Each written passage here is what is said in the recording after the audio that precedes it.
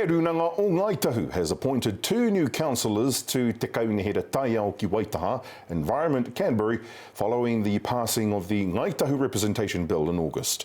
This ensures that future decisions around making around Taiao or the natural world will include the voice and votes of mana whenua. One of those councillors is Yayan Cranwell of Ngāti Irakehu Ngāti Kuri, Ngāti Mako, and he joins us now. Yayan, tēnā koe, tau mai ki te hōtaka.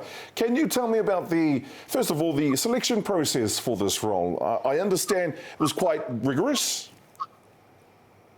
Tēnā koe Piripi, nei te mihi ki a koe.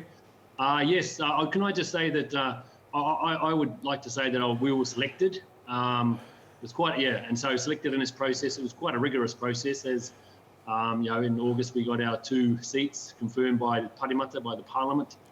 So 2 Ngāi Tahu seats, but really representing the 10 Papatipu marae for the Waitaha, Canterbury region, all the way from the Waiotoa, the Clarence, down to the Waitaki rivers. And so Ngāi Tahu, or the 10 Papatipu Rūnanga marae sent out tono, a selection process to all 18-year-old Ngāi Tahu.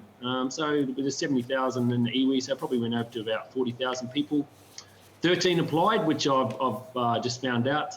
And of those 13, a few of us were interviewed, and I was lucky enough, along with 2 tahaunuku korako, no Rapaki, to be selected to be 2 of the Ngāi Tahu voices of mana whenua on the table. Ka pai.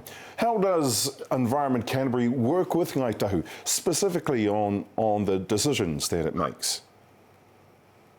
There's been a long process, since probably 2010, more of a konohi ki te konohi, or shoulder-to-shoulder process of working in partnership. And one of those, pre that there was more about consultation, but we're talking about relationships first and then partnership. And then over the last couple of years, we really want to work on that partnership, a kind of a treaty-based, a Tiriti-based partnership.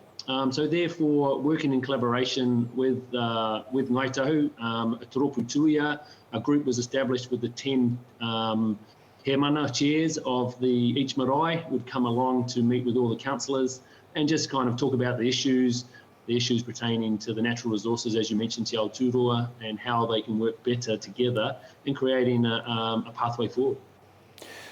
The Ngāi Tahu Representation Act is quite significant. Can you explain to us why and what sort of reaction it's received? Well, that bill, went through Parliament, and we're lucky this time that I suppose that Labor had majority in the House, and it passed through and became enacted. And so therefore, there's these 2 seats for Ngāi Tahu, mana whenua voice on Environment Canterbury. And as we know, regional councils really deal with Te Aotearoa, with the natural resources, and that pertains really to Article 2 of the treaty. So therefore, having mana whenua voices on that table to help look at and make sure that those resources are there for our mokopuna, for our grandchildren in the years to come. So a really treaty-based, Tiriti-based partnership working on those on Article 2 issues. And everybody's on board at the council level? It passed. There was no abstentions or against. It went through totally in agreement, because I think what the councillors decided was what is good for mana whenua, I believe, is good for Waitaha, and everyone was in agreement with that.